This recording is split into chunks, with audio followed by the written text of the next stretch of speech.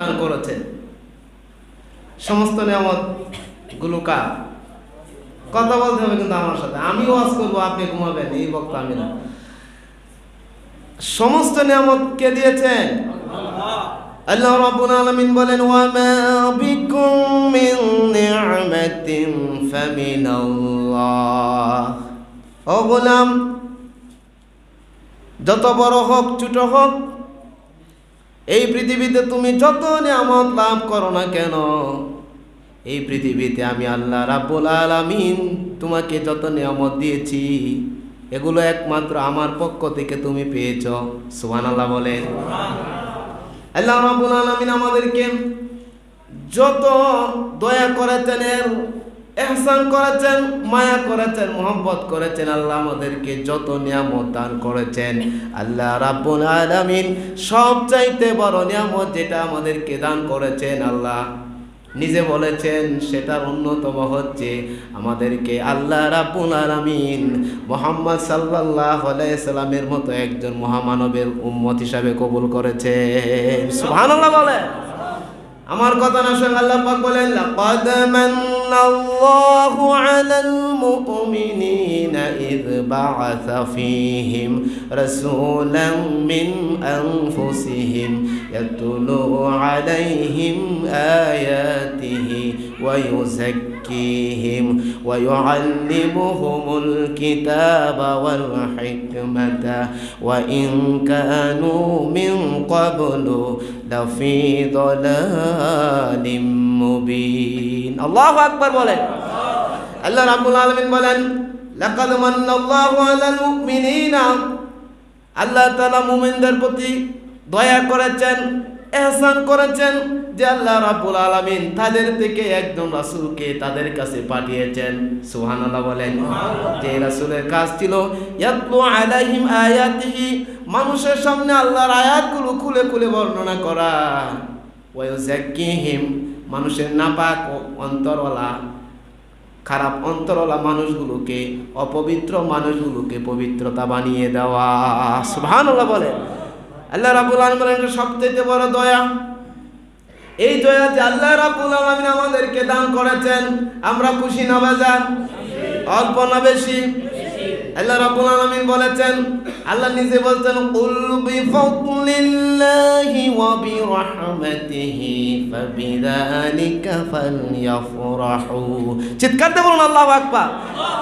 আল্লাহ কয়, ও গোলাম নবী আপনি তাদেরকে বলে দিন, কুল বিফাদলিল্লাহ, আল্লাহ তোমাদেরকে ফজল দান করেছেন, আয়াল ইসলাম, আল্লাহ তোমাদেরকে ইসলাম দান করেছেন, ওয়া বিরহমাতিহি, আল্লাহ তোমাদেরকে যে রহমত দান করেছেন, রহমতের দুইটা অর্থ, রহমতের একটা অর্থ আল্লাহ তাআলা তোমাদেরকে কোরআনে কারিমের মতো কিতাব দান করেছেন, আর আল্লাহ রাব্বুল আলামিন বিশ্ব নবীকে তোমাদেরকে রাসূল হিসাবে দান করেছেন। সুবহানাল্লাহ বলেন।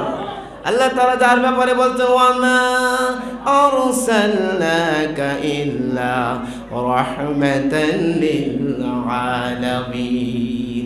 এই পৃথিবীতে আমি আল্লাহ রাব্বুল আলামিন যতটুকুন সীমানা আমি রব, আমার সীমানা, আমার রববিয়তের সীমানা যতদূর, রহমাতুল লিল আলামিন রহমতের সীমানা ততদূর। সুবহানাল্লাহ বলেন।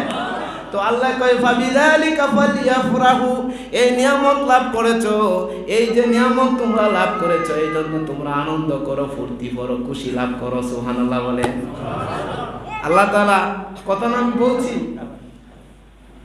আল্লাহ খুশি হও, আনন্দ লাভ করো। সুবহানাল্লাহ বলেন।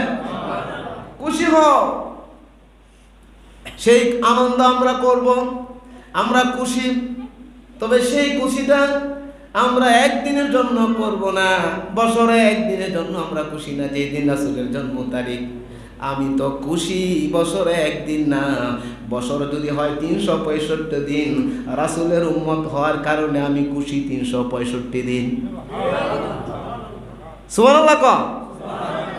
শুধু 365টা দিন যদি হয় আর 365টা রাত যদি হয়, আমি খুশি, আমি খুশি। 365টা রাত্রে আমি খুশি। সুবহানাল্লাহ বলেন। প্রতিটা রাত্রে, প্রতিটা দিনে, সকালে সন্ধ্যায়, প্রতিটা মুহূর্তে রাসূলের উম্মত হওয়ার কারণে আমি খুশি। এই জন্য তো ইমাম সাহেব মাগরিবের পরে ফজরের পরে আমাদেরকে তালিম দেন। গোলাম নবীর উম্মত তোমরা যারা হয়েছ তোমরা খুশি করো, বলো রাদিতু বিল্লাহি রাব্বাও ওয়া বিল ইসলামি দীনাও ওয়া বি মুহাম্মাদিন সাল্লাল্লাহু আলাইহি ওয়াসাল্লাম নবী ওয়া রাসূলা। সুবহানাল্লাহ। কোন নামাজের পরে মাগরিবের পরে ফজরের পরে দোয়াটা পড়েন কিনা? আমরা পড়ি কিন্তু যারা পড়ে রাদিতু বিল্লাহি রাব্বাও ওয়া বিল ইসলামি দীনাও ওয়া বি মুহাম্মাদিন সাল্লাল্লাহু আলাইহি ওয়াসাল্লাম নবী ওয়া রাসূলুল্লাহ, যে আল্লাহকে রব হিসেবে পেয়ে আমি খুশি, ইসলামকে ধর্ম হিসেবে পেয়ে আমি খুশি, মুহাম্মদ সাল্লাল্লাহু আলাইহি ওয়াসাল্লামকে নবী হিসেবে পেয়ে আমি খুশি। আর আস্তে কোন সুবহানাল্লাহ।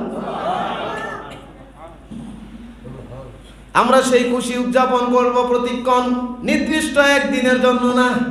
আমাদের দেশের কিছু কিছু ভাইয়েরা, আমার মনে হয় যারা 365 দিন যারা খুশি না, তারা একদিন খুশি করে। 14ই ফেব্রুয়ারি ভালোবাসা দিবস পালন করে, যুবকরা জানে না? ভালোবাসা দিবস পালন করে কারা? আমরা তো মনে করি প্রতিটা দিনই আমার জন্য ভালোবাসা। আমি নিজেকে ভালোবাসি, আমার আব্বা আম্মাকে ভালোবাসি, আমার ইমাম সাহেবকে ভালোবাসি, আমার স্ত্রীকে ভালোবাসি, আমার মুসলমান ভাইকে, সবাইকে আমরা ভালোবাসি কিনা বলেন? আর দিন ও আন-নাসিহাত, ভালোবাসাই তো দিন। যাদের সারা বছরে যাদের জীবনের ভালোবাসা নাই, তারাই 14 ফেব্রুয়ারি একদিন ভালোবাসা দিবস পালন করে, ঠিক নয় কি? আমাদের দেশে, এই দেশের কিছু মানুষ খ্রিস্টানদের রীতি অনুযায়ী, অন্য বিধর্মীদের কালচার অনুযায়ী রাসূল কারীম সাল্লাল্লাহু আলাইহি সাল্লামের সারা বছর নবীর ভালোবাসার নামে কবর নাই, একদিন 12ই রবিউল আউয়াল 10ই জুলুস ঈদে মিলাদুন নবী করে, ঠিক নয় কি? এটা সম্পূর্ণ ইসলামী শরীয়তের সাপোর্ট করে না। একদিন আনন্দিত করবো কেন?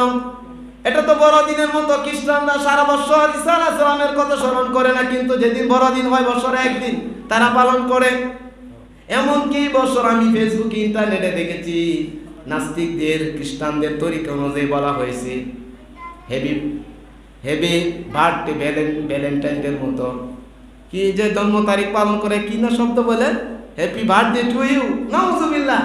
এই শব্দ জন্ম দিবস পালন করে, মৃত্যু দিবস পালন করে, ভালোবাসা দিবস পালন করে, বহুদিন বিবাহ দিবস পালন করেন।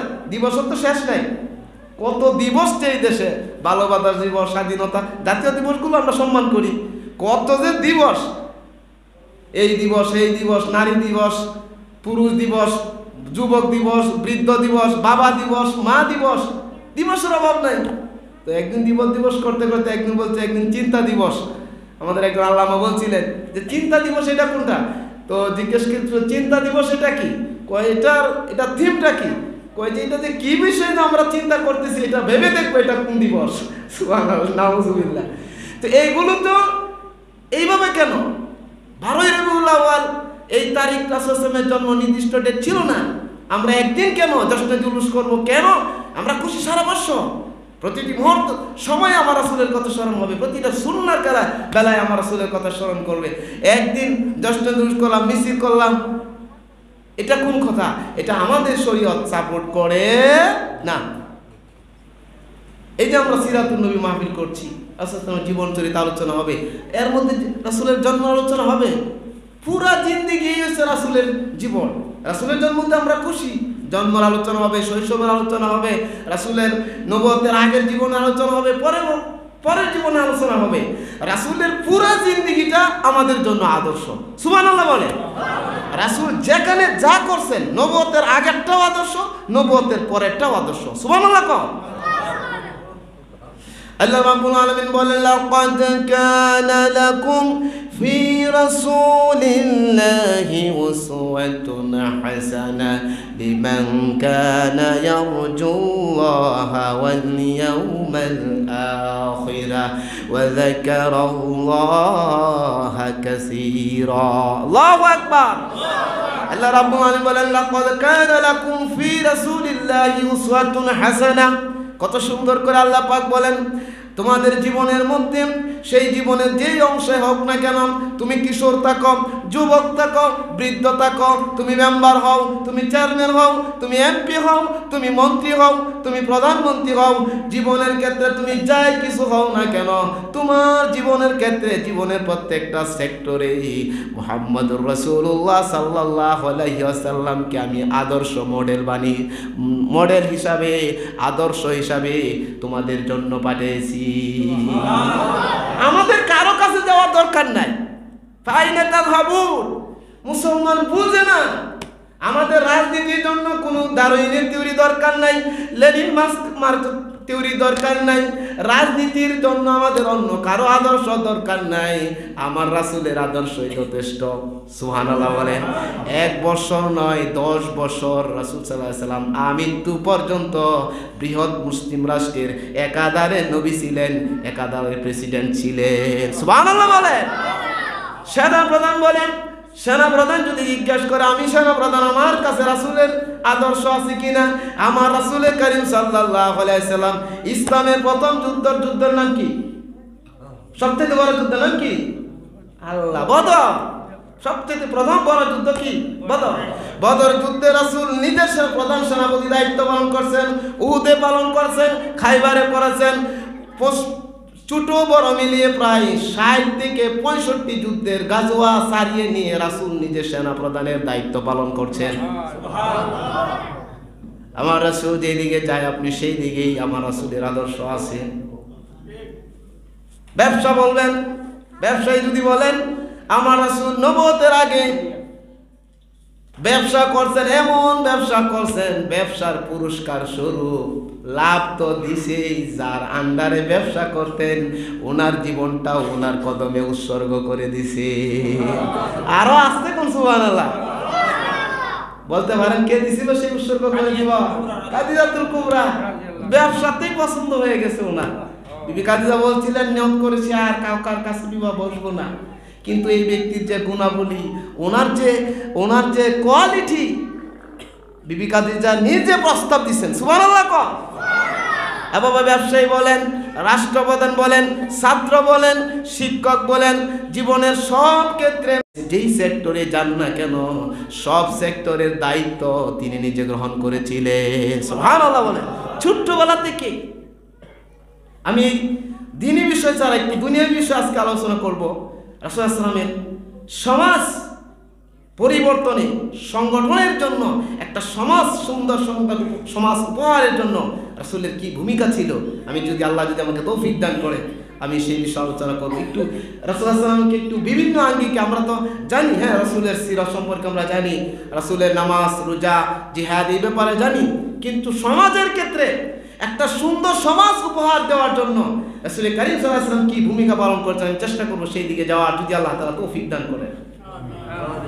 রাসূল কারীম সাল্লাল্লাহু আলাইহি ওয়াসাল্লাম নবুয়তের পূর্বে আপনারা শুনে অবাক হবেন, যখন ওনার বয়স মাত্র 17 থেকে 18, 19 থেকে 20 এমন হবে বয়সটা, যেই যুগে তিনি এসেছিলেন যুগটা খুব ভালো ছিল না খারাপ ছিল? আইয়ামে জাহেলিয়াত, পৃথিবীর সব ইতিহাস ঐকমত, আইয়ামে জাহেলিয়াতের যুগ, অন্ধকারের যুগ।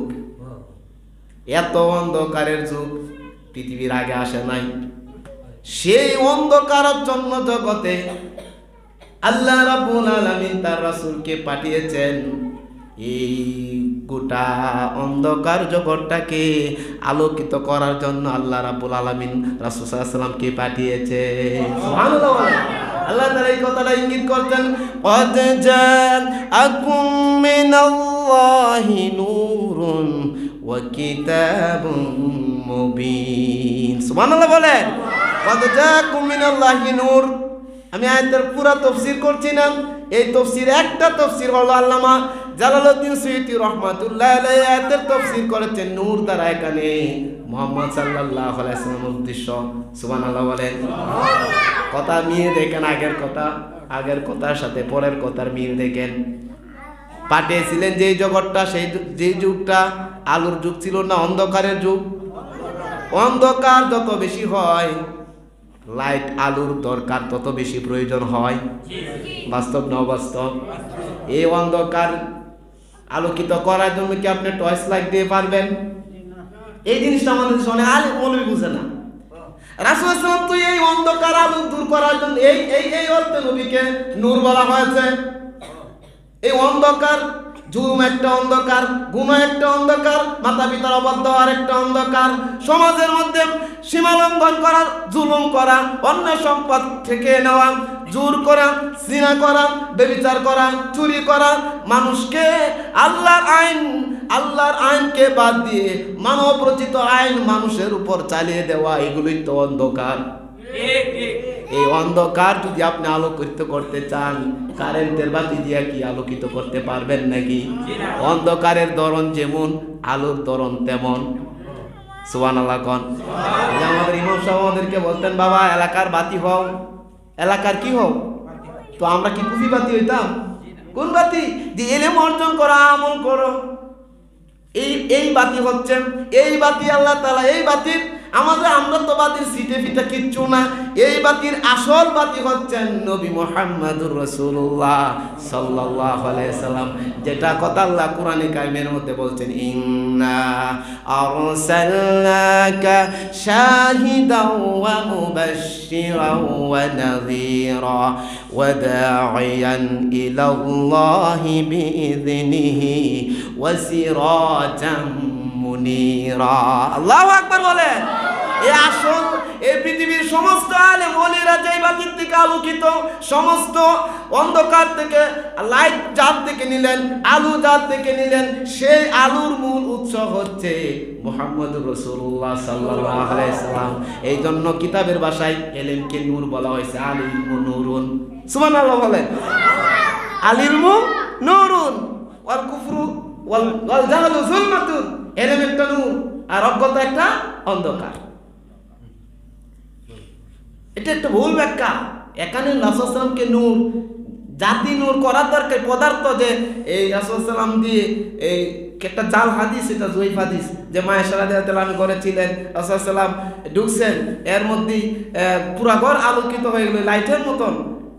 এটা হাদিসটা এক পুরোটাই জাল হাদিস। এইটা দিয়ে যেটাকে বলা হয় পদার্থের মতো, অর্থাৎ রাসূল সাল্লাল্লাহু আলাইহি ওয়াসাল্লাম নূর, এইটা বুঝতে হবে যে এটা কোন নূর। এই নূরটাই হচ্ছে হেদায়েতের নূর। সুবহানাল্লাহ বলেন। শুধু তাই নয়, আয়াতটা আল্লাহ তাআলা শেষ করছেন কি? আয়াতটা কাদ জাআকুম মিনাল্লাহি নূরুন ওয়া কিতাবুম মুবিন। আয়াত কিন্তু শেষ হয়নি, সামনে গিয়ে আল্লাহ পাক বলেন এই নূর দিয়ে আল্লাহ তাআলা কি করেন? এই নূর দিয়ে কি আল্লাহ তাআলা এই লাইট ঘর আলোকিত করেন না? আল্লাহ কয় ইয়াহদিল্লাহু বিহি মানিত্তাবা'a রিদওয়ানা। সুবহানাল্লাহ বলেন।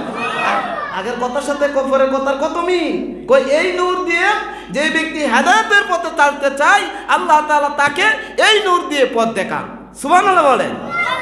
সেই পথের উপর যদি আপনি চলেন, আমি চলি, তাহলে আমরা সাধারণ পথের উপরে চলবো না, সেই নূরটার উপরেই চলি। সুবহানাল্লাহ। আমার কথা আল্লাহ কোরআনে বলছেন, আফামান শারাহাল্লাহু সাদরাহু লিল ইসলাম ফাহুয়া আলা নূরিন মির রাব্বিহ। সুবহানাল্লাহ। আল্লাহ কয় যে ব্যক্তিটা, যার বুকটা আল্লাহ তাআলা ইসলামের জন্য খুলে দিয়েছেন, যার অন্তরটা আল্লাহ দ্বীনের জন্য কবুল করেছেন, যার অন্তরটা আল্লাহর জন্য আল্লাহ কবুল করেছেন, রাসূলের জন্য যে অন্তরটা খুলে গেল, আল্লাহ কয় এই অন্তরটা সাধারণ জিনিসের উপর, অন্ধকারের উপরে চলে না। সেই নূরটা, সেই অন্তরটা ফাহুয়া নূরুন আলা মির রাব্বিহি, রবের পক্ষ থেকে দেখানো নূরের উপর সেই অন্তরটাই পরিচালিত হয়। সুবহানাল্লাহ বলে। এই নূর থাকবে দুনিয়াতে ইমানদারের নূর। এই নূর ইমানদার এই নূর নিয়ে কবরে যাবে। সুবহানাল্লাহ বলেন। এই নূর নিয়ে কবরে যাওয়ার সাথে কবর অন্ধকার থাকবে না। এই নূরওয়ালা লোক যাওয়ার সাথে সাথে কবর আলোকিত হয়ে যাবে। শুধু তাই নয়, আল্লাহ নবী ফরমান মাদ্দমি বাসারিহি, গোলামের চোখের আলো যদ্দূর যাবে, আল্লাহ তাআলা তার কবরটা তদ্দূর আলোকিত করে দিবেন। এই নূর কবরে শুধু সীমাবদ্ধ থাকবে না, এই নূর নিয়ে হাসরের মাঠে দাঁড়াবে। সুবহানাল্লাহ বলেন। আল্লাহ তাআলা বলেন ইয়াসআ, তারা দৌড়াদৌড়ি করতে থাকবেন, তাদের ডানে পাশে ডানে বামে নূরগুলো, তারা যেদিকে যাবে নূরগুলো সেদিকে যাবে। সুবহানাল্লাহ বলেন। আর মুনাফিকের গোষ্ঠীরা বলবে নাকতাবিস আমাদেরকে একটু কর্জা দাও না, তোমাদের থেকে একটু নূর টুর আমাদেরকে দেও না। তারা বলবেন পিছনে যাও, পিছনে গিয়ে নূর তালাশ করো, আমাদের সাথে নাই। সুবহানাল্লাহ বলে। তা যাই হোক, সে অন্ধকারের যুগে আলোকিত করার জন্য আমার রাসূলকে আল্লাহ রাব্বুল আলামিন এই দুনিয়াতে প্রেরণ করেছিলেন। আপনাদেরকে আমি জিজ্ঞাসা করি, আমার রাসূল কি তার হেদায়েতের আলো দিয়ে দুনিয়াটা আলোকিত করতে পারছিলেন কিনা? পারছিলেন কিনা? এমন পেরেছিলেন। রাসূল নিজে বলেছেন, খায়রুল কুরুনি করনি, এই পৃথিবীতে সৃষ্টির শুরু থেকে কিয়ামতের আগ পর্যন্ত যত যুগ আসবে, আমি নবী বলছি সবচাইতে শ্রেষ্ঠ যুগ আমার যুগ। আর আস্তে কোন সুবহানাল্লাহ। যত যুগ পৃথিবীতে অতীতে গেছে, যত যুগ ভবিষ্যতে আসবে, নবী নিজে বলছেন খায়রুল কুরুনি করনি, সবচাইতে দামি যুগ, উত্তম যুগ হচ্ছে আমার যুগ। সুবহানাল্লাহ বলে। সেই আমার রাসূল অন্ধকারটাকে আলোকিত করতে পেরেছিলেন। শুরু থেকেই উনি এমন ছিলেন, নবুয়তের আগেই কিশোর বয়সেই 18-20 বছর বয়সে রাসূল করিম সাল্লাল্লাহু আলাইহি ওয়াসাল্লাম যখন দেখলেন এই সমাজের মানুষ মাইট ইজ রাইট, জোর যার মুলুক তার, আছে না নাই? জোর যার মুলুক তার। গোত্র কেন্দ্রিক শাসন ছিল। গোত্র কেন্দ্রিক কথাটা বুঝবেন না, গোষ্ঠী চিনতেন নি? গোষ্ঠী, অমুক গোষ্ঠী, দক্ষিণের গোষ্ঠী, উত্তরের গোষ্ঠী। আগে কিন্তু মারামারি তো, আলহামদুলিল্লাহ এই সভ্যতা এখন মানুষ সচেতন হয়েছে। এই গোষ্ঠী কেন্দ্রিক মারামারি হতো, কিছু না হতে না হতে মারামারি লেগে যেত। তো সমস্ত লোকগুলি যখন যখন করতো, রাসূল করিম সাল্লাল্লাহু আলাইহি ওয়াসাল্লাম চিন্তা করলেন কি করা যায়। আমার রাসূল একটা চিন্তা করলেন, তরুণদেরকে নিয়ে 18 বছর 20 বছর ছেলেদেরকে নিয়ে আমার রাসূল সাল্লাল্লাহু আলাইহি সাল্লাম একটা সংগঠন তৈরি করলেন। সুবহানাল্লাহ কোন। সংগঠনের নামটা বলবো নাকি? আমার রাসূলের সংগঠনের নামটা ছিল হিলফুল ফুজুল। সুবহানাল্লাহ বলেন। শান্তির সঙ্গ। তারা সিদ্ধান্ত নিল, রাসূলের নেতৃত্বে তারা সিদ্ধান্ত নিল, আমরা নিজেরা কোনো অপরাধ করব না, অন্যায় করব না, আর আমরা থাকতে এই সমাজে কোনো অন্যায় হতে দিব না। সুবহানাল্লাহ বলেন। নবী তখনও নবুয়তের আরো 20 বছর বাকি, কিশোর বয়সে আমার রাসূল চিন্তা করলেন, ফলো হয়ে গেল। সুবহানাল্লাহ বলেন। ভালো, তখন নবী ইসলামের কথা বলেন নাই সমাজকর্মীর মতন, ছেলেদের মতো, তরুণ সঙ্গের মতন। আমার রাসূল করিম সাল্লাল্লাহু আলাইহি ওয়াসাল্লাম এভাবে মানুষের কাছে যেতেন, মানুষের পাশে দাঁড়াতেন, বিপদে আপদের মধ্যে মানুষ যেতেন। কোথাও ঝগড়া লাগবে নবীজি আগে যেতেন। সুবহানাল্লাহ বলেন। নবীজির বয়স যখন 35, মতান্তরে 36 বছর, কাবাঘর কুরাইশরা নির্মাণ করলো। কাবাঘর পুরা নির্মাণ করার পরে হাজরে আসওয়াদ পাথরটা, এখন আপনারা যেটা দেখেন মাকামে ইব্রাহিম এবং হাজরে আসওয়াদটা স্থাপন করা নিয়ে কুরাইশরা পারস্পরিক গোত্রে মারামারি লাগার অবস্থা। অর্থাৎ তারা সবাই চায় এই সুন্দর দামি পাথরটা, সম্মানী পাথরটা যার হাতে লাগবে সেই লোকটাই সম্মানী হয়ে যাবে। পাথরটা প্রত্যেক গোত্রের তারা সবাই বলে আমরা করব, টাকা পয়সা আমরা দিছি, আমরা সাপোর্ট করেছি বেশি। সবাই চাই যে পাথরটা যেন নিজ হাতে তারা লাগাইতে চাই। এখন এই নিয়ে লাগলো ঝগড়া বিবাদ, এমন ঝগড়া প্রায় হাতাহাতি মারামারি। আর আরবদের অবস্থাই হলো এই, কিছু না হইতে মুখের চাইতে হাত চলে আগে। এরা এক ঐতিহ্যবাহী গুরুস্থানের মধ্যে যাইতো, কে করতো আমাদের গুরুস্থানের লাশ বেশি, আমরা তোদের চাইতে সরদেবীর যে বেশি। আর হেনি কইতো অপরকে এরা জবাব দিত, কয় তোরাটি বেশি হইলে কি বইটির মাথা নাই, মাথা গোবর, আমরা সংখ্যায় কম হইলেও আমাদের এগুলো লোকগুলো ট্যালেন্টেড বেশি। সামান্য কিছুতে লেগে যেত। তাদের মধ্যে একজন বুদ্ধি দিল, ঠিক আছে মারামারি করার দরকার নাই, আমি একটা প্রস্তাব দেই শুনো। আগামীকাল যেই লোকটা কাবাঘরের মধ্যে প্রথম ঢুকবে সেই লোকটাই ফায়সালা দিবে কে এই হাজরে আসওয়াদ পাথরটা কাবাঘরের মধ্যে স্থাপন করবে। সুবহানাল্লাহ কোন। পরের দিন দেখা গেল ফজরের পরেই ঘরের মধ্যে যিনি প্রবেশ করেছেন, সর্বপ্রথম যিনি ঘরের মধ্যে প্রবেশ করছেন তিনি আর কেউ নয়, নবী কুলের সম্রাট আপনার নবী আমার নবী মুহাম্মদ রাসূলুল্লাহ সাল্লাল্লাহু আলাইহি ওয়াসাল্লাম। সুবহানাল্লাহ কও। রাসূলকে দেখা মাত্রই কুরাইশরাও চিৎকার দিয়ে বলল, হাদা আল আমিন, এই তো আল আমিন এসে গেল। রাদিনাহু, আমরা তার কথাই ফয়সালাই খুশি, ও যা বলবে আমরা সবাই তার কথা মেনে নিব। সুবহানাল্লাহ বলেন। কারণ তারা দেখেছে এই ছেলে সাধারণ কোনো ছেলে না, এই ছেলে আল আমিন, আমাদের বিশ্বস্ত, এই ছেলে স্বভাব ভালো, নরম ব্যবহার, জ্ঞানী মানুষ, ওই ছেলে যা সিদ্ধান্ত নেবে আমরা সবাই তা মেনে নিব। সুবহানাল্লাহ কোন। সমাজ সংস্কারে আমার রাসূলের ভূমিকা, সমাজের ঝগড়া বিবাদ মেটাইতে আমার রাসূলের কত সুন্দর ভূমিকা দেখেন। নবুয়তের আগেই, নবুয়ত তখন পাননি। এবার রাসূল কারীম সাল্লাল্লাহু আলাইহি ওয়াসাল্লাম বললেন, 12 গোত্র ছিল তৎকাল, 12 গোত্রের লিডারদেরকে বললেন আপনারা আমার সাথে আসুন, আমার কাছে আসুন। আর তাদেরকে নির্দেশ দিলেন বড় একটা চাদর আনেন। সুবহানাল্লাহ কোন। রাসূল কারীম সাল্লাল্লাহু আলাইহি ওয়াসাল্লাম চামড়ার চাদরের মধ্যে হাজরে হাসওয়াত পাথরটা চাদরের উপর রাখলেন। সুবহানাল্লাহ কোন। এবার রেখার কোণে এবার 12 গোত্রের 12 সর্দারকে বলছে আপনারা সবাই চারদিকে চাদরের মধ্যে ধরেন। সুবহানাল্লাহ। 12 সর্দার আছে মানে 12 সর্দারের সব লোক এদের সাথে আছে। সুবহানাল্লাহ। 12 সর্দার, 12 গোষ্ঠীর 12 জন প্রধান পদ্মা নির্বাচন দিল, তাহলে বোঝা গেল 12 গোষ্ঠীর লোকেরাই এই কাজের মধ্যে কি আছে, অংশ আছে। তারা সবাই মিলে যখন ধরলো, স্থাপন করলো, একটা নিশ্চিত ঝগড়াটা মুহূর্তের ভিতরে মিটে গেল। সুবহানাল্লাহ। সবাই খুশি হয়ে গেলেন, সবাই খুশি হয়ে গেলেন। আর আমিন তো এমনি হননি, কাফেররা স্বীকৃতি দিল, আইয়ামে জাহিলিয়াতের যুগের লোকেরা সেই স্বীকৃতি দিল।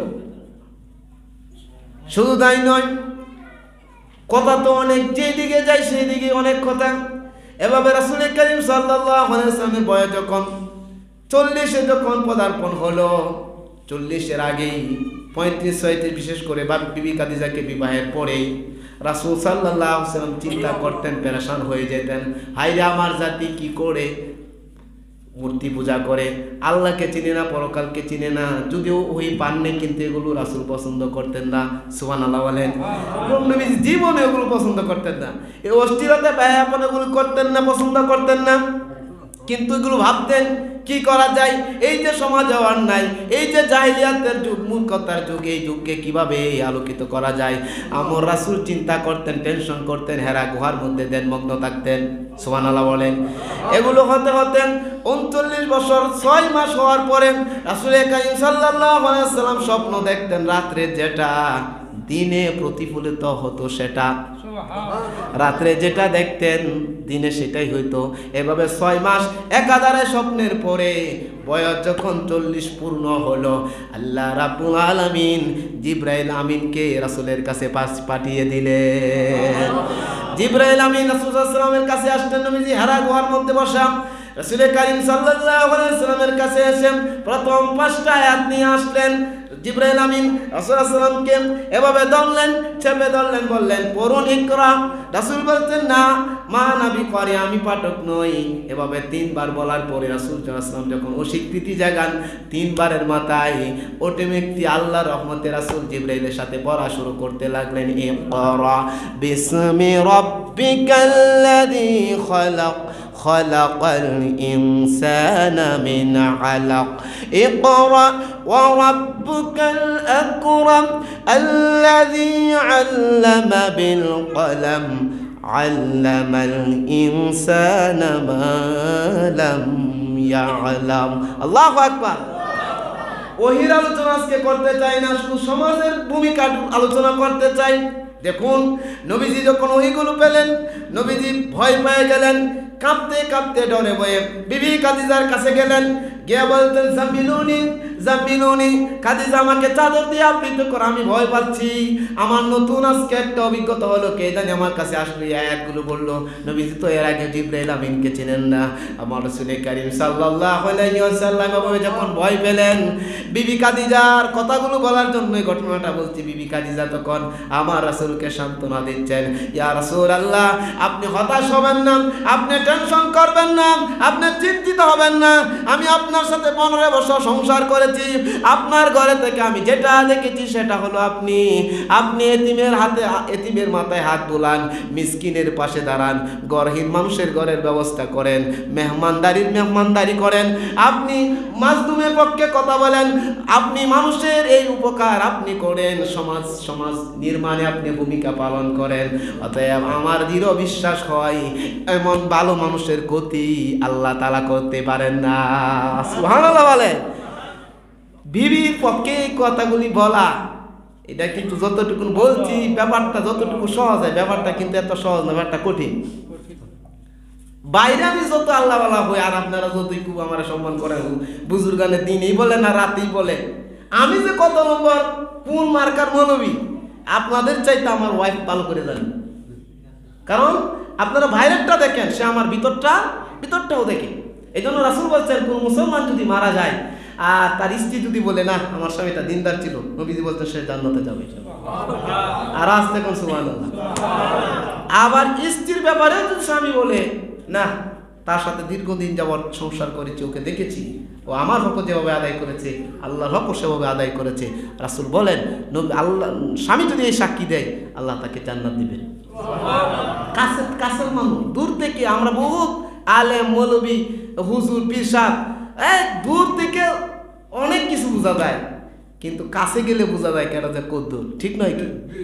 একমাত্র আমার রাসূল এই পৃথিবীতে, উনিই বলেছেন, ও আমার সাহাবারা তোমরা আমার কাছে আসো।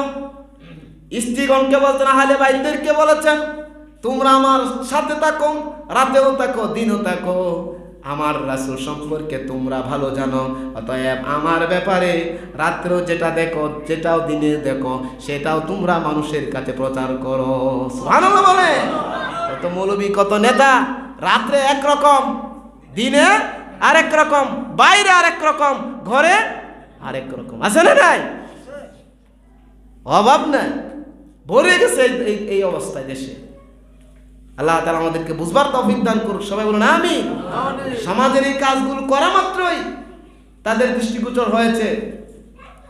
তাহলে বোঝা গেল রাসূল কারীম সাল্লাল্লাহু আলাইহি ওয়াসাল্লাম শুধু ওহীর বাণী আমাদের কাছে প্রচার করেননি, শুধু নামাজ আর তাওহীদ শিখান নাই, আমার রাসূল নিজে ট্রেনিং দিয়েছেন যে না, যেভাবে তুমি নামাজের আল্লাহর হুকুম মানবে, রাসূলের তরিকা মানবে, সেভাবেও তুমি সমাজে ভূমিকা পালন করবে। এই শিক্ষা আমরা গ্রহণ করিনি। ইমাম সাহেব, পীর সাহেব, খতিব সাহেব দুইজনে ঝগড়া লাগছে, ইমাম সাহেব এই ঝামেলা নাই, এই ঝামেলা আমরা নাই। আর সব বলে এটা দুনিয়ার ব্যাপার, এটা কি ব্যাপার? আমি দুনিয়ার কামে যেতাম কেন? আমি ইমাম সাহেব, আমি তো আখিরাত পেয়ে থাকবো। কোথাতে শিখছেন এটা? এটা সম্পূর্ণ ইসলাম বিরোধী শিক্ষা। এই সুফিবাদ আমাদেরকে এই কথা শিখাচ্ছে, আমাদেরকে এই শিক্ষা দিয়েছে যে ঘর করা, সমাজ করে, এগুলো করতে হবে না, জঙ্গলে যাও, জঙ্গলে বলে থাকো, আল্লাহ আল্লাহ বিল্লাহ করো। অথচ আমার রাসূল জঙ্গল থেকে বের করে মানুষকে মঙ্গলে পৌঁছাইছেন। সুবহানাল্লাহ বলে। সাহাবায়ে কেরাম ধরতে গেলে জঙ্গলি মানুষ ছিল, সেই জঙ্গলি মানুষগুলোকে সোনার মানুষে পরিণত করেছে। সুবহানাল্লাহ বলে। রাস্তার মানুষকে, জঙ্গলের মানুষকে উঠায়া এক একজনকে এমপি, মন্ত্রী, প্রাদেশিক গভর্নর, প্রেসিডেন্ট পর্যন্ত বানিয়ে দিচ্ছে। সুবহানাল্লাহ কন। উমরের মতো ব্যক্তি, ওমর রাদিয়াল্লাহু তাআলার মতো ব্যক্তি নিজে বলেন, উনি নিজে বলছেন, একদিন এক জায়গায় যাচ্ছেন, একটা মাঠের পাশ দিয়ে যাচ্ছেন, মাঠের পাশ দিয়ে যাওয়া মাত্র উমরের চোখ থেকে গড় গড় করে পানি পড়তে লাগলো। সাথে খাদেম বলল, হুজুর মাঠটা দেখে কাঁদছেন কেন? উমর বলেন, সাথী আমার এই মাঠের মধ্যে আমি মেষ চড়াতাম, উট চড়াতাম, আমার বাবা আমাকে গালমন্দ করত। কেন? আমার একটা অভ্যাস ছিল কি, প্রচণ্ড রোদ যখন হতো, উটের ছায়া নেওয়ার জন্য আমি উটের পাশেই বসে থাকতাম, আর উট আমার মাথার উপর লেদাতো, ছেদাতো। আমার বাবা বলতো, হাই আমার একটা বুক আছে আকল নাই, উটার লেদা তার মাথার উপরে। খাদেম রে কাঁদছি এই কারণে, এই সামান্য একজন উটের রাখালকে আল্লাহ রাব্বুল আলামিন এমন জায়গায় আমাকে এখন আনছেন, আমার হাতের ইশারায় গোটা অর্ধেক পৃথিবীটা পরিচালিত হয়। সুবহানাল্লাহ বলে। 30 বছর একাধারে খেলাফতে ছিল, আমার রাসূল 10 বছর ছিলেন। হতাশ হওয়ার কোনো কিছু নাই। মুসলমানরা শুধু মসজিদ ইমামতি করবে না, মুসলমানরা শুধু জুম্মায় খুতবা দিবে না, মারা গেলে শুধু দাওয়াত খাবে না আর লাশ হবে না, সেই দিন আর বেশি দূরে নয়। আর কিছুদিন পরে ইনশাআল্লাহ খেলাফাতু আলা মিনহাজিন নবুয়া, ইনশাআল্লাহ আমরা আশা করছি কিছুদিনের মধ্যে ইনশাআল্লাহ আবার মুসলমানদের হারানো খেলাফত এই পৃথিবীতে প্রতিষ্ঠিত হবেই হবেই হবেই ইনশাআল্লাহ। শুরু হয়েছে, আপনারা শুনলে খুশি হবেন। পৃথিবীতে একটা মুসলিম দেশ আফগানিস্তান, মানব রচিত আইনে চলে না, আল্লাহর জমিনে আল্লাহর আইনে চলে। সুবহানাল্লাহ বলে। শুরু হয়েছে একটা ছোট্ট রাষ্ট্র, সারা পৃথিবী মাথা নষ্ট হয়ে গেছে তালেবানের ব্যাপার। রাশিয়া কথা বলে, আমেরিকা কথা বলে। আমি মিডিয়াতে দেখেছি 2 বছর আগেও যারা তালেবানকে যারা সন্ত্রাসী বলতো, এখন তারা বলে না, তালেবানকে আমাদেরকে স্বীকৃতি দিতে হবে। সুবহানাল্লাহ। ওমাকারু ওমাকার আল্লাহ আল্লাহু খায়রুল মাকিরিন। সুবহানাল্লাহ বলে। সামাজিক কাজ রাসূল কারীম সাল্লাল্লাহু আলাইহি ওয়াসাল্লাম একাকী চলতেন না। শুরু থেকেই আমার রাসূল নবুয়ত পাওয়ার পরপরই কাছের লোকগুলি দাওয়াত দিতে লাগলেন। সমাজের মধ্যে ভিআইপি লোকগুলি যারা, তাদেরকে স্পেশাল দাওয়াত দিতেন। আমার রাসূলের মতো ব্যক্তি সমাজের প্রধান লোকের জন্য আল্লাহর কাছে দোয়া করতেন। সুবহানাল্লাহ বলে। আল্লাহর কাছে দোয়া করছেন আল্লাহ 2 উমর আইন, এক হলো উমর ইবনে হিশাম আবু জাহেল, আর এক হলো উমর ইবনে খাত্তাব। আল্লাহ 2টা উমরকে আমাকে, একটা উমরকে তুমি দিয়া দাও। সুবহানাল্লাহ কোন। 2টা উমর যদি একটা উমর আমি পেয়ে যাই, আমার সমাজ শক্তিশালী হয়ে যাবে। সুবহানাল্লাহ বলেন। আমি একাকী থাকবো না, আমি জোরে স্লোগান দিতে পারবো। আল্লাহ তাআলা রাসূলের দোয়াকে কবুল করলেন। সুবহানাল্লাহ বলেন। আল্লাহর কি কারিশমা! রাসূল কারীম সাল্লাল্লাহু আলাইহি ওয়াসাল্লাম কানায় কাবার মধ্যে নামাজ পড়তেছিলেন। নবীজি নামাজ পড়তেছিলেন, উমর গেছে রাসূল সাল্লাল্লাহু আলাইহি ওয়াসাল্লামকে হত্যা করার জন্য। কারণ কুরাইশরা সিদ্ধান্ত নিল যে মুহাম্মদকে হত্যা করতে পারবে 100 উট পাবে। কয়শো?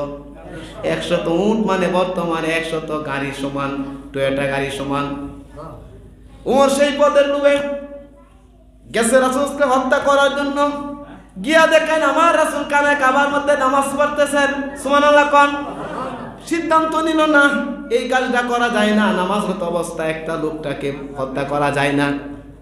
নামাজরত অবস্থায় উমর রাদিয়াল্লাহু তাআলা কুরআনে কারীম থেকে সূরাগুলি পড়তেছিলেন।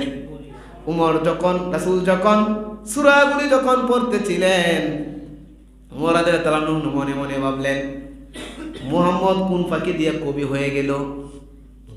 কারণ নামাজের সূরাগুলি কিন্তু অনেকগুলো কবিতার মতো, আমপারার সূরাগুলি, যেমন ওয়ান নাজমি ইযা হাওয়া মা দাল্লা সাহিবুকুম ওয়া মা গাওয়া ওয়া মা ইয়ানতিকু আনিল হাওয়া ইন হুয়া ইল্লা ওয়াহয়ু ইউহা। সুবহানাল্লাহ। আরবি কবিতার মতো। আরবি কবিতা তো আপনারা পড়ছেন, আমরা পড়ছি। আরবি কবিতা এমনই থাকে, সব একটা শব্দ থাকবো, অক্ষর থাকবো, সব লাইনের শেষে এই লাইনটা থাকবো।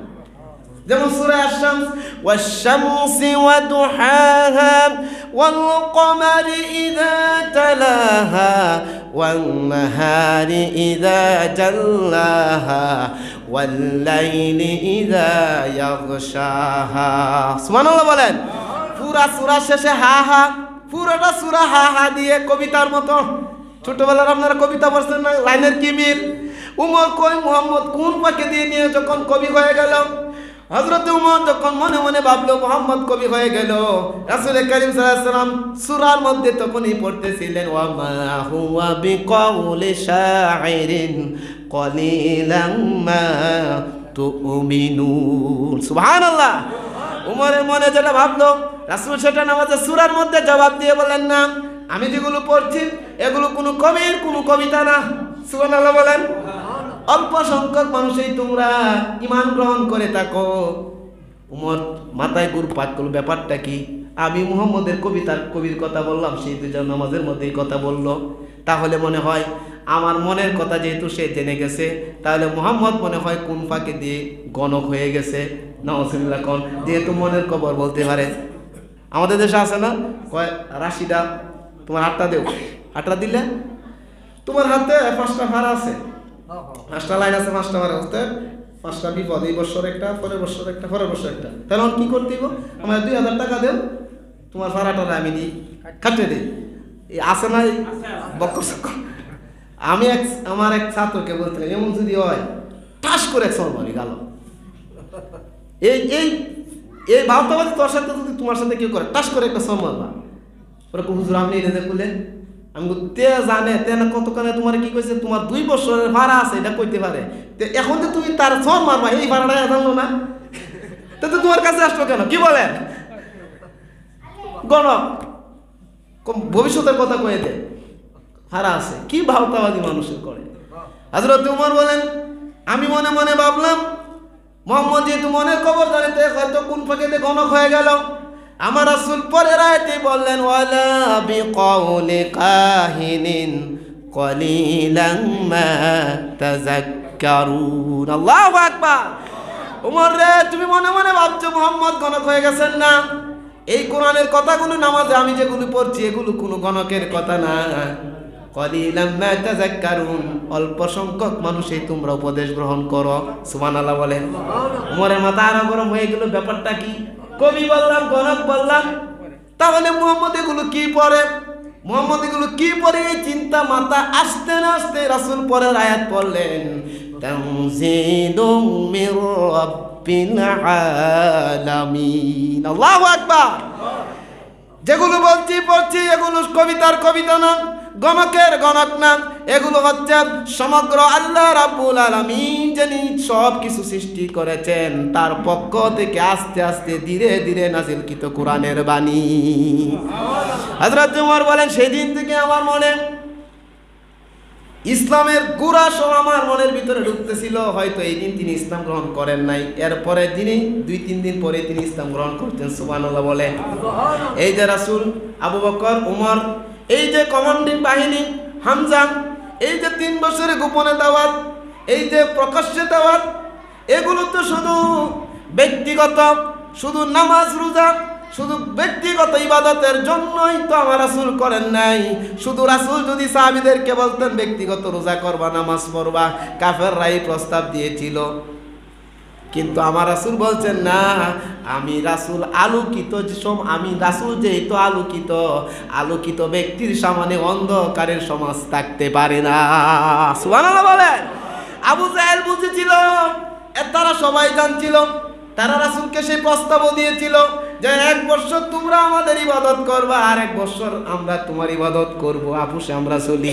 যখন কোনোভাবে আর পারে না, কোনোভাবেই দেখা যায় রাসূলকে থামানো যায় না, কত কিছু বলল, শায়ের কবি বলল, কাহেন গণক বলল, মাজনুন পাগল বলল, জাদুঘর, কত কিছু তারা বলল, কত কত কুটকুট নামে কত বদনাম রাসূলের নামে তারা ছড়িয়ে দিল।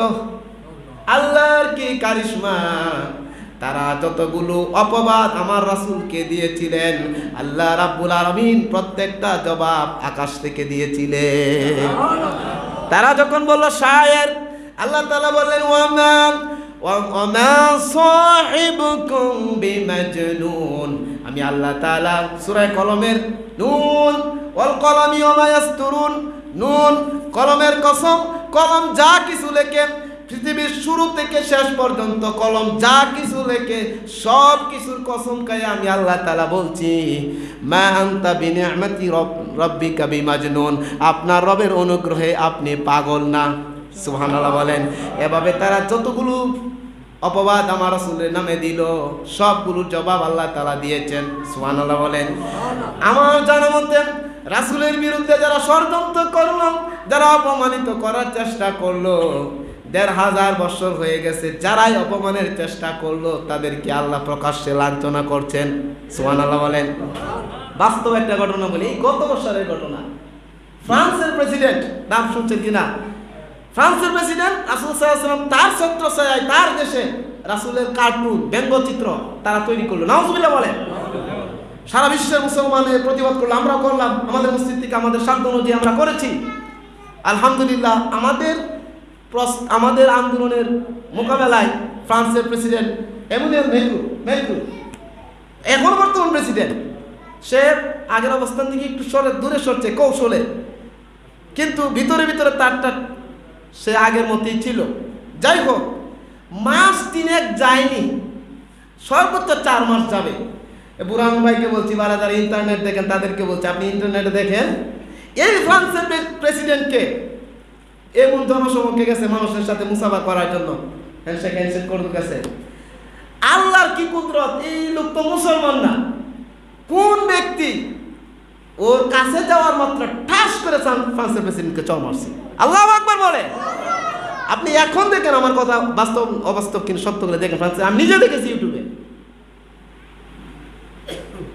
যাই হোক, সেই রাসূল করিম সাল্লাল্লাহু আলাইহি ওয়াসাল্লামের অত্যাচার, রাসূল সাল্লাল্লাহু আলাইহি ওয়াসাল্লামের বিরুদ্ধে এখনো যারা, এই যে বাংলাদেশ বলে, এই যে মুসলিম দেশ, পাকিস্তান বলে মুসলিম দেশ, আমরা তো কোমর ভাঙ্গা মুসলিম দেশ, এরপরেও যে বা যারাই এই যে ব্লগাররা রাসূলের নামে কত কথা ছড়াইল নেটের মধ্যে, রাসূল যৌবনের তাড়নায় অনেকগুলো বিবাহ করছেন, নাউজুবিল্লাহ, এত করছেন। যদিও গভর্নমেন্ট এই সিদ্ধান্ত নেয়নি, গভর্নমেন্ট কিন্তু বিচার করেনি যে শরীয়তের আইন হলো কেউ যদি রাসূলকে গাল দেয়, শরীয়তের আইন হলো সে মুরতাদ হয়ে যাবে। আর মুরতাদের আইন হচ্ছে শরীয়তের আইন তাকে মৃত্যুদণ্ড দেওয়া। কি দেওয়া? গভর্নমেন্টে আপনি বাংলাদেশের নাগরিক, আপনি বাংলাদেশ গভর্নমেন্টের বিরুদ্ধে কিছু বলতে পারবেন না। শেখ হাসিনা বা শেখ মুজিবুর রহমান তাদের বিরুদ্ধে বলতে পারবেন, আপনার নামে কেস হবে, আদালতে আপনাকে জেল কাটতে হবে। যদিও মুসলিম সরকারগুলি রাসূলের রাসূলের বিরুদ্ধে কেউ বললে সরকারি আইন না বলেও আমার জনমতে এতদিন পর্যন্ত যতগুলি কুলাঙ্গার রাসূলের নামে বদনাম করেছে, বিভিন্নভাবে করেছে, রাসূলের সৈনিকগণ তাদের কল্লা জমিন থেকে উড়িয়ে দিয়েছে। আল্লাহু আকবার বলে। কিছুদিন আগেও একটাকে মারছে এভাবে। যদিও দুঃখজনক হলো, এটা আমাদের কাছে খুবই কষ্ট লাগে। রাসূলের বিরুদ্ধে কেউ গালমন্দ করলে এই ব্যাপারে কোনো আইন নাই, কিন্তু আমার মুসলমান ইমানের দাবিতে যে আমি জীবিত থাকতে, আমার শরীরে রক্ত থাকতে আমার রাসূলকে বলবে যৌবনের তাড়নায় ওদের বিবাহ করছে, গালমন্দ করছে, কিন্তু ইমানদার মুসলমানরা তাদের ইমানের দাবিতে তারা সেই প্রতিশোধ নিয়েছে। আল্লাহু আকবার বলে। আমরা হয়তো করতে পারি নাই, আমরা হয়তো কিছু করতে পারি না, তবে তাদেরকে ভালোবাসি। আল্লাহ তাআলা তাদের জান মালের হেফাজত করুন। যারা এই রাসূলের ইজ্জত রক্ষার্থে তাদের জীবনটা উৎসর্গ করে দিয়েছেন, আল্লাহ তাআলা যেন তাদেরকে উচ্চ মাকাম জান্নাতে দান করে। সবাই বলেন আমিন। প্রিয় হাজিরিন, রাসূল করিম সাল্লাল্লাহু আলাইহি ওয়াসাল্লাম নবুয়ত পাওয়ার পরেই অন্ধকারকে দূর করার জন্য আস্তে আস্তে কমিটমেন্ট করতে লাগলেন। এককভাবে না, সাংগঠনিকভাবে। এককভাবে না, কিভাবে সমাজকে অন্যায় দূর করা যায়, এই জন্য তিনি সংগঠন তৈরি করলেন। সংগঠনের সদস্য কারা?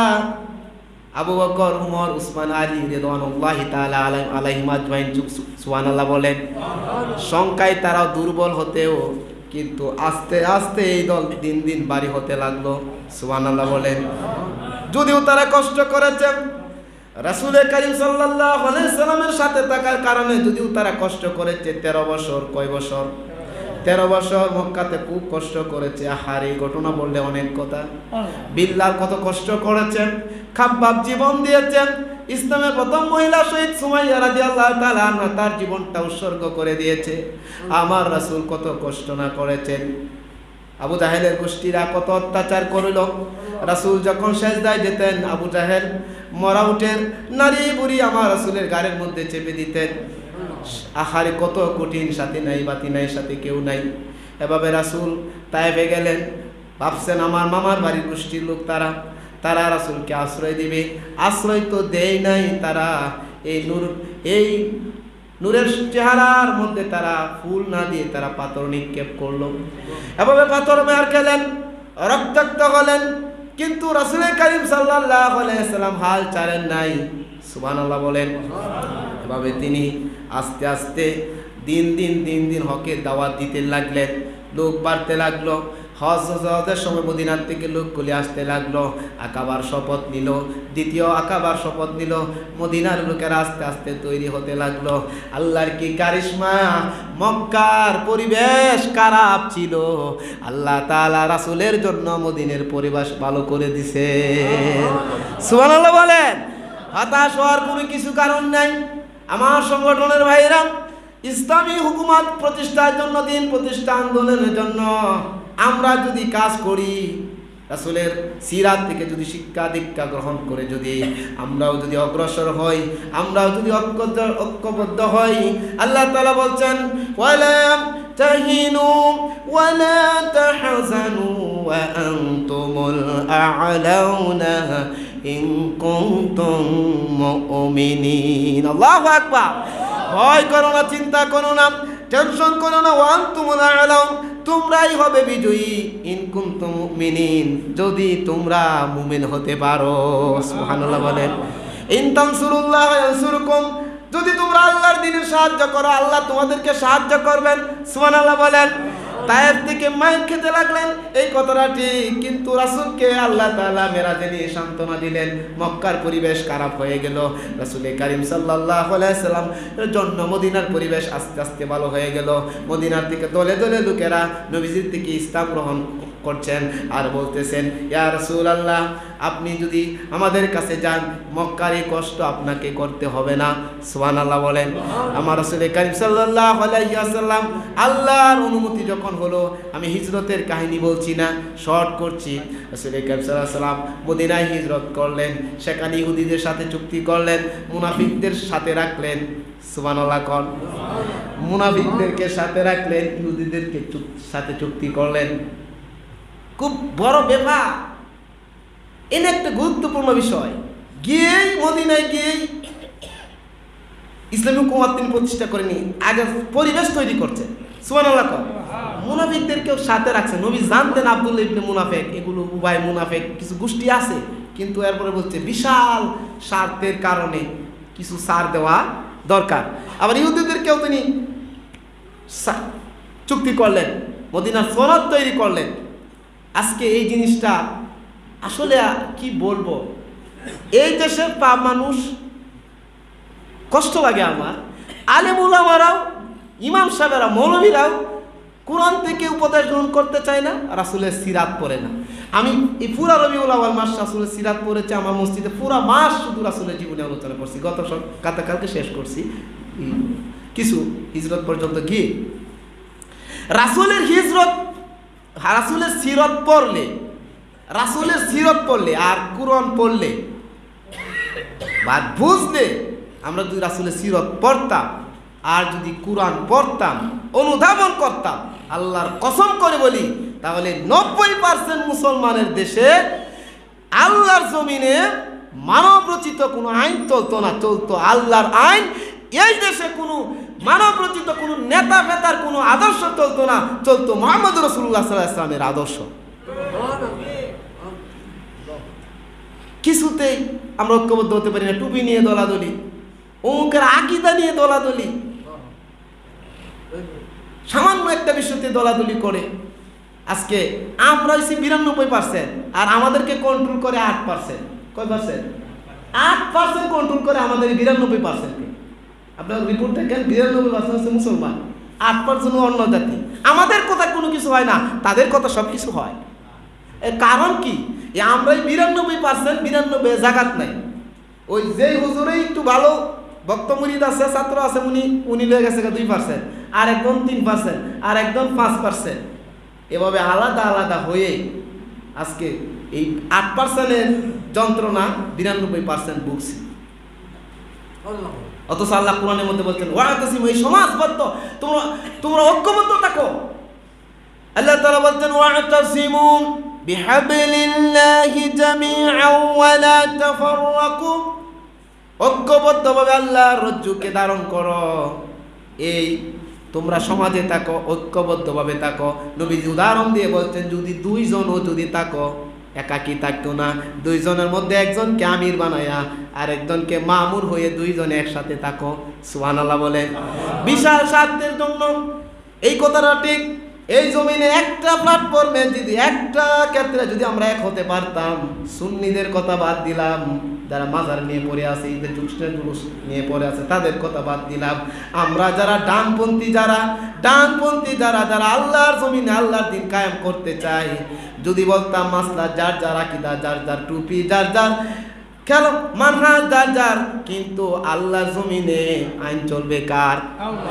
এক জায়গায় যদি এক হতাম, আমি কোনো আল্লাহর আইন ছাড়া অন্য কোনো আইন মানি না, এই সমাজে ব্যক্তি, পরিবার, সমাজ, রাষ্ট্রের রাসূলের আদর্শ ছাড়া অন্য কোনো আদর্শ চলবে না, একটা কথা যদি আমরা ঐক্যবদ্ধ হতাম, আল্লাহর কসম করে বলি, আল্লাহর কসম করে বলতি, আগামীকালের সূর্যটা বাংলাদেশের মুসলমানের হয়ে যেত। আফগানিস্তান থেকে শিক্ষা গ্রহণ করে ঐক্যবদ্ধভাবে আন্দোলন তারা করেছে, 20 বছর তারা কষ্ট করেছে, এটা ঠিক, কিন্তু আল্লাহ তাআলা 20 বছরের মাথায় আল্লাহ তাআলা তাদেরকে খেলাফত দান করেছে। এই কষ্ট থাকবে না তো?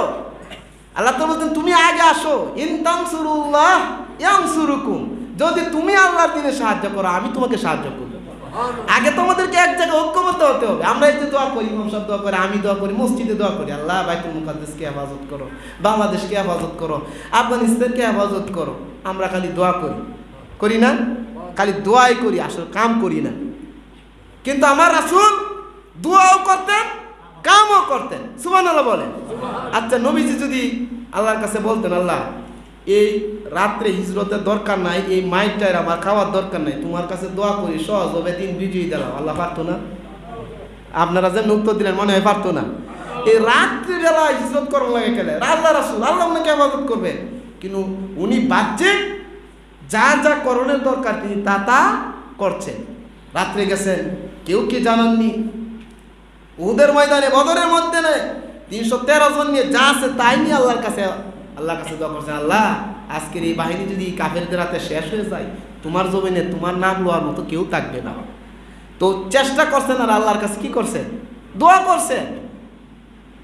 এই যে বললাম হিলফুল ফুজুল সংগঠনের কথা, আমার রাসূলের প্রত্যেকটা যে আদর্শ, আমার তো মনে হয় বাংলাদেশে যদি 90,000 উপরে গ্রাম আছে, আমার মনে হয় রাসূলের সেই সংগঠন, হাতে গড়া সংগঠন, এই বাংলাদেশে যদি 90,000 গ্রামে যদি প্রত্যেকটা গ্রামে যদি হিলফুল ফজল সংগঠন হতো, আর 20টা ছেলে যদি এক হয়ে যেত যে আমরা অপরাধ করব না, আমাদের গ্রামে অপরাধ হতে দিব না, আল্লাহর কসম করে বলি, একটা গ্রামেও কোনো অপরাধ হতে পারত না। এটা আমার তো মনে হয় রাসূলের সেই আদর্শ 1500 বছরে এখনো প্রযোজ্য কিনা? এখনো প্রযোজ্য। এই কিশোর যদি এই নেই, আমরা টুপিওয়ালা যারা আছি, আমরা যদি ঐক্যবদ্ধ হই, 3 লক্ষ ইমাম আছে, 3 লক্ষ মুয়াজ্জিন আছে, 5 জন মুসল্লি আছে কমপক্ষে, আমরা যদি ঐক্যবদ্ধ হতে পারতাম, একমাত্র দিন প্রতিষ্ঠার জন্য যদি রাসূলের সিরাত থেকে শিক্ষা গ্রহণ করতাম, কি বলবো, আমরাই তো দিন বুঝিনি। আল্লাহ তাআলা জাতিকে বুঝবার তৌফিক দান করুন, আমিন। যারা করে তাদের বিরুদ্ধে আনতালি ফতোয়া, না বুঝে ফতোয়াবাজি। রাসূল করিম সাল্লাল্লাহু আলাইহি ওয়াসাল্লাম এভাবে তিনি আস্তে আস্তে লোক তৈরি করতে লাগলেন। মদিনায় গেলেন, রাসূল করিম সাল্লাল্লাহু আলাইহি সাল্লাম মদিনার অনুকূলে হয়ে গেল। আনসাররা রাসূল করিম সাল্লাল্লাহু আলাইহি সাল্লামকে কত সহযোগিতা করেছেন। আমার রাসূল কি একটা সমাজ তৈরি করেছেন। সমাজের মধ্যে 2 শ্রেণীর লোক প্রধান। কয় শ্রেণীর? এক শ্রেণী হলো মুহাজির, আর এক শ্রেণী হলো আনসার। সুবহানাল্লাহ বলেন। মুহাজির হচ্ছে যে লোকগুলি রাসূলের সাথে মক্কা থেকে মদিনায় গেছে। কি সমাজ তিনি তৈরি করেছেন, কি ভ্রাতৃত্ব বন্ধন তিনি তৈরি করেছেন। আল্লাহর কসম করে বলি, ইমানের দাবিতে, ইমানের প্রেরণায়, ইমানকে কেন্দ্র করে যে ভ্রাতৃত্ব সমাজ ওই সময় প্রতিষ্ঠিত হয়েছিল, সৃষ্টির শুরু থেকে কিয়ামত পর্যন্ত এই সমাজ আমার মনে হয় আর প্রতিষ্ঠা হবে না। আল্লাহু আকবার। কারণ তাদের ইমান ছিল বেশি, ইমানের উপরে ভর করা সেই ভ্রাতৃত্ব বন্ধন ছিল তেমন বেশি। সুবহানাল্লাহ বলেন। রাসূল কি সমাজ তৈরি করলেন দেখেন। মুহাজির ভাইরা যারা গেল, তাদের তো ঘর নাই, বাড়ি নাই, রাসূল এক একজন আনসারকে বললেন, তোমার এই উনি মুহাজির উনি আনসার, দুইজনের মধ্যে ভাই ভাই করে দিলেন। সুবহানাল্লাহ বলেন। আনসার ভাই বললেন, ভাই তুমি আমার ইমানি ভাই, ইসলামী ভাই, তুমি আমার এই যে দুইটা বাগান আছে, তোমার যেটা পছন্দ হয়, একটা তোমার একটা আমার। সুবহানাল্লাহ। দুইটা আমার দুইজন স্ত্রী, তোমার যে যাকে পছন্দ হয়, আমার দুইজন স্ত্রী আছে, একজন আমার একজন তোমার। সুবহানাল্লাহ।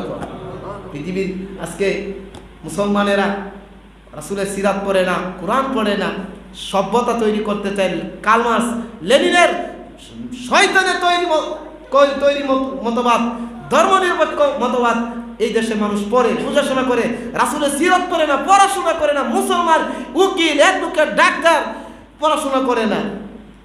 রাসূলের সিরাত পড়লে আপনি যদি জীবন দর্শন পড়ে আপনি বুঝতে পারবেন, কারণ এই জীবন দর্শন গাইডলাইন এটা রাসূলের তৈরি করা না তো কার পক্ষ থেকে? কার পক্ষ থেকে? এই যে মাইকটা যিনি বানালেন উনি কিন্তু ভালো করে জানেন কোন জায়গায় সেট করলে কোনটা কি।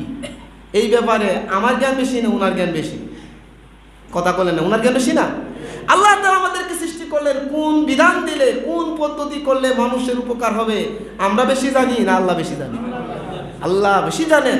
আল্লাহ সেটাই রাসূলকে জানিয়ে দিয়েছেন। কি সমাজ তৈরি করলেন? একদল হলো আনসার আর একদল হলো মুহাজির। আনসার ভাইয়ের বিপদে গেলে মুহাজির দাঁড়িয়ে যায়। শুধু তাই নয়, এমন একটা সমাজ তিনি রাসূল তৈরি করছেন, খারাপ সমাজকে এমন ভালো সমাজে পরিণত করলেন। একজনের যদি অসুস্থতা হতো সবাই দেখতে যেত। একটা যুদ্ধের ঘটনা বলি, একটা যুদ্ধের মধ্যে ঘটনা ছিল এমন, একজন সাহাবী তার পানির তৃষ্ণা পেল, পাশে সাহাবীকে বলল, ভাই আমাকে এক গ্লাস পানি দাও। পাশের সাহাবী তাকে গ্লাসটা নিয়ে পানি দিলেন। উনি যখন পানি খাবেন বলে মনে করছেন, ওনার পাশে আরেকটা লোক উনি আহ শব্দ করলেন। ওই মুসলমান ভাই বললেন, আমার চাইতে মনে হয় ওনার প্রয়োজনটা বেশি। সুবহানাল্লাহ। পানিটা উনি নিজে নেকাই পাশের ভাইকে দিলেন। এরপর উনি যখন খাবেন, উনি যখন গলার কাছে নিলেন, পাশের আরেকজন সাহাবী উনি উহ করলেন, উনিও নাকে উনি নাকে উনাকে দিলেন। সুবহানাল্লাহ বলেন। এভাবে দেখতে দেখতে দেখা গেল ঘুরে ঘুরে আবার প্রথম ব্যক্তির কাছেই আসলো। এভাবে কেউ পানি না খায় না খেয়ে সবাই পানি না খেয়ে তৃষ্ণার্ত অবস্থায় শাহাদত বরণ করলো। সুবহানাল্লাহ। বিশ্বাস করুন, ইমানের কারণে যে ভালোবাসা সৃষ্টি হয়, ইমানকে কেন্দ্র করে রাসূল সাল্লাল্লাহু আলাইহি ওয়াসাল্লাম যে সমাজ যে ভালোবাসা তৈরি করে, মাশাআল্লাহ আলহামদুলিল্লাহ আমরা দেখি তো এই দেশে রাজনৈতিক সংগঠন তো এই দেশে বহুত আছে।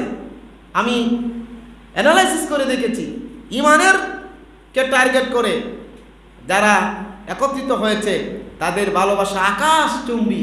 এরা এক ভাই পদবী হইলে আর এক ভাই দোয়া করে। আর ইমান ইসলাম যাদের নাই, আর একজন বড় পদ থাকলে ছোট পদ বলে ও মরে না কেন, ও মরলে আমি ওই পেতে যাইতাম। বাস্তব না বাস্তব? পদ দিয়ে মারামারি। এই যে চেয়ারম্যানই আসছে, বুরহান ভাই কথা বলছি না, বুরহান ভাই আপনার মনে কিছু নিয়েন না। পদ নিয়ে মারামারি, কে হবে কে যাবে ওই জায়গায় প্রতিযোগিতা তারা করে। আল্লাহ তাআলা ইমানের বলে বিশ্বাস করেন, ইমানের কারণে সেন্টিমেন্টের কারণে যেভাবে হয় এটা, কারণ রক্তের বাঁধনের চাইতে ইমানের বাঁধন আরো বেশি। সুবহানাল্লাহ। এই বাঁধন নাই তো, ইমান থাকতে তো রাসূল বলছেন, ইন্নামাল মুমিনুনা ইখওয়া, মুমিনরা প্রত্যেকটা ভাই ভাই। সুবহানাল্লাহ বলে।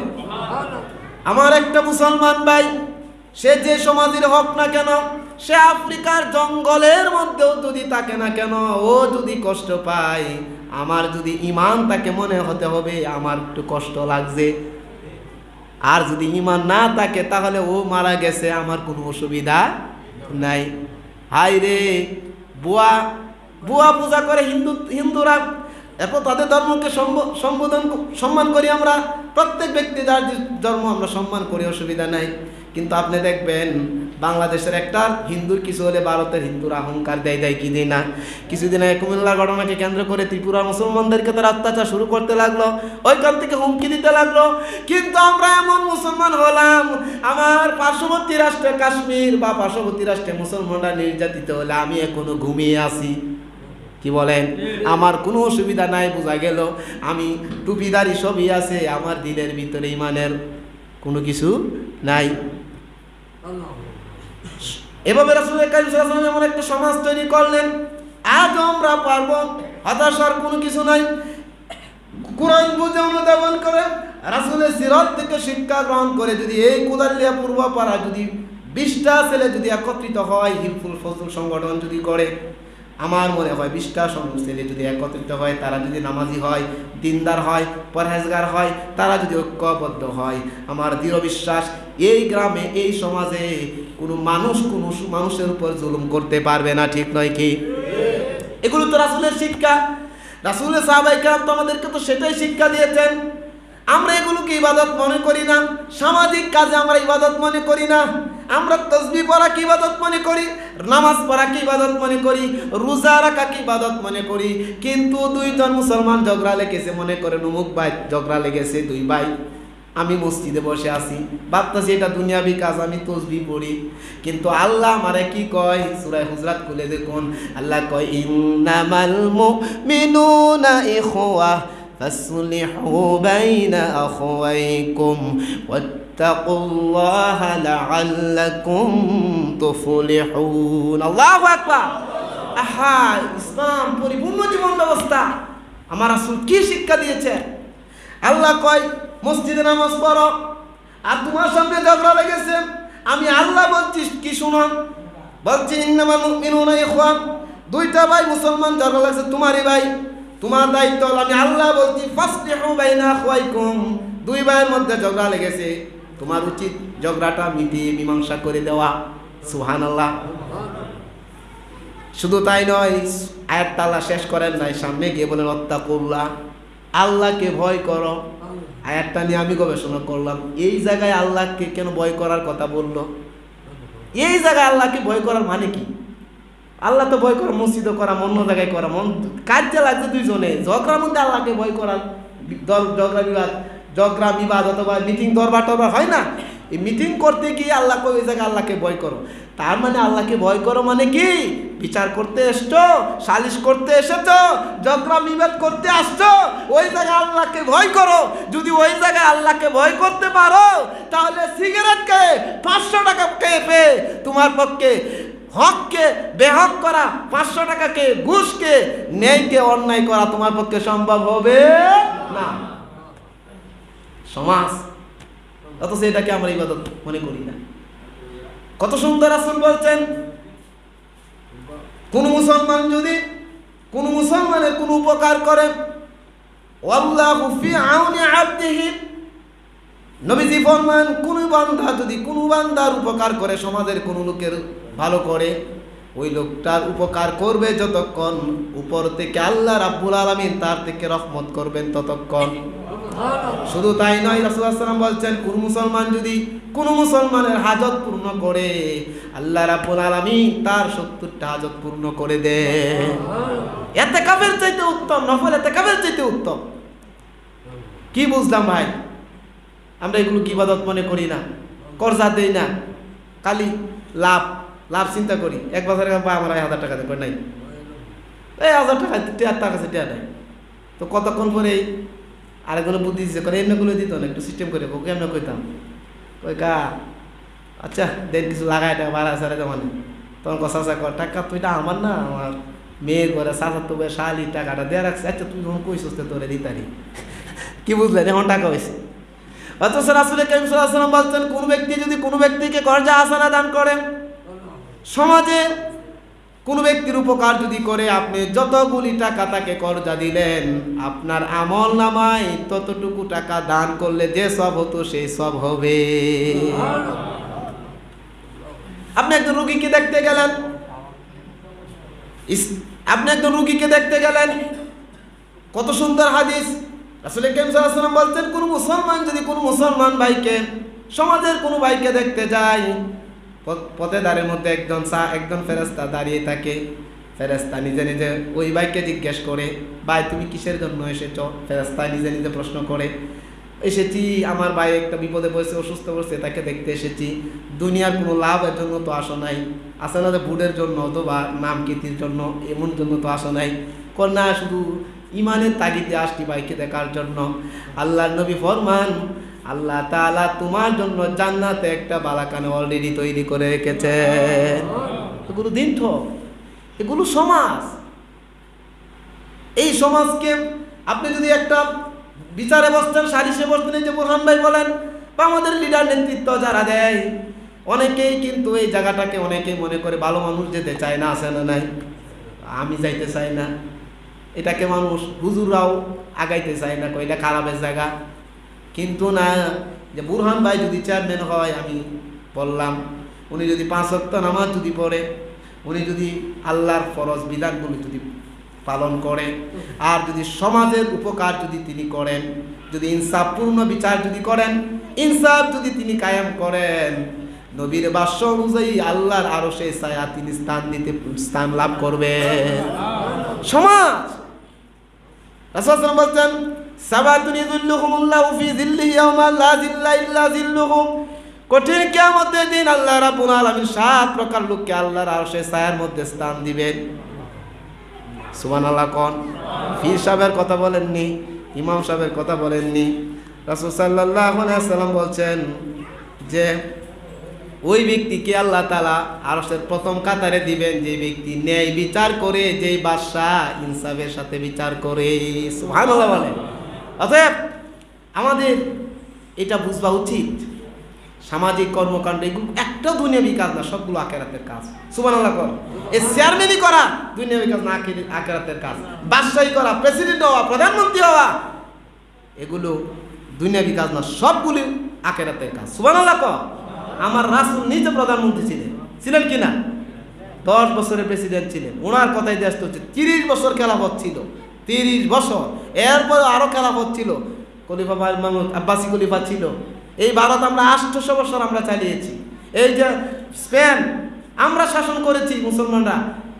আবার ইনশাআল্লাহ হতাশ হওয়ার কিছু নাই, আমরা মার খাচ্ছি, তবে ইনশাআল্লাহ কিয়ামতের আগে ইমাম মাহদী আলাইহিস সালাম যখন আসবেন, ইনশাআল্লাহ কোরআনের আলোকে ইনশাআল্লাহ আবার সমাজ গড়বে ইনশাআল্লাহ। সেই দিন আর বেশি দূর নয়। অতএব প্রিয় হাজিরিন, আমি যেই কথাটা বলতে চাচ্ছি, নামাজ রোজার পাশাপাশি সামাজিক যে কাজগুলো আমার রাসূল যেগুলো করতেন, রাসূল সাল্লাল্লাহু আলাইহি ওয়াসাল্লামের কাছে সবাই স্থান পেত। একজন কিশোর, একটা শিশু বাচ্চা, ও রাসূলের কাছে গিয়ে জায়গা পেত। সুবহানাল্লাহ বলেন। আমরা তো ইমাম সাহেব হয়েছি, হুজুরগুলো বাচ্চা কাছে, আরে আমি একটু আলাদা থাকবো। হ্যাঁ না, রাসূল সাল্লাল্লাহু আলাইহি ওয়াসাল্লাম শিশুদের সাথে মজা করতেন, যুবকদের সাথে মজা করতেন, মাথায় হাত বুলাতেন। একবার বাচ্চার কাছে গিয়ে যেন রাসূল বাচ্চা হয়ে যেতেন। সুবহানাল্লাহ। শিশুদের কাছে গিয়ে উনি শিশু হয়ে যেতেন, এত কাছের উনি ছিল। ওনার ওয়াইফ, ওনার স্ত্রীগণ, ওনার সমাজ। অতএব দীর্ঘক্ষণ এই কথা বললাম, রাসূল সাল্লাল্লাহু আলাইহি ওয়াসাল্লামের সেই সিরত থেকে যদি আমরা কিছু শিক্ষা গ্রহণ করতে পারি, রাসূলের জীবন থেকে, পুরাটা জীবন আমাদের জন্য শিক্ষা। আমাদের অন্য কোনো কারো দরকার নেই, মৌলভী সাহেবেরও দরকার নেই, পীর সাহেবের দরকার নেই। আপনি খালি আসবেন আর বলবেন যে আমি এই জিনিসটা করতে চাই, আর কোন হাদিস ঘাটবেন, হুজুরকে বলবেন যে আপনি আপনার মতো বললে হবে না, রাসূলের মত কোনটা সেটাই আমাকে বলেন। আমি একজন আলেমের কাছে শুনছিলাম, উম্মত কারে বলে? যে উম্মত সেই রাসূলের মতে যার মত, সেই নবীর উম্মত। সুবহানাল্লাহ। কও আপনি আমার কথা শুনবেন কেন? আপনি বলেন যে হুজুর আপনার কথা শুনতে, হুজুর আপনি সম্মান করে 100 বার, কিন্তু এই কাজটা এইটা আমি করতে চাই। রাসূলের থিওরি কি বলে? এই ইমাম সাহেব না বললে 12 ইমাম সাহেব পারবে। বাস্তব না বাস্তব? কোনো কিছু বাকি রাখেন নাই। কোরআনে আল্লাহ যা বলেছেন রাসূল তা করে দেখায় দিয়েছেন। আর কোরআনে আল্লাহ বলতেন, মা ফাররাতনা ফিল কিতাবি মিন শাই, দুনিয়াতে প্রয়োজনীয় এমন কোন জিনিস আছে আমি কোনো কিছু বাকি রাখি নাই। আরো আসতে কোন সুবহানাল্লাহ। আল্লাহ তাআলা আমাদেরকে আমাদের বাস্তব জীবনের সব ক্ষেত্রে রাসূল কারীম সাল্লাল্লাহু আলাইহি ওয়াসাল্লামের কে অনুসরণ করার তৌফিক আল্লাহ তাআলা আমাদেরকে বিজ্ঞান করুন, আমিন।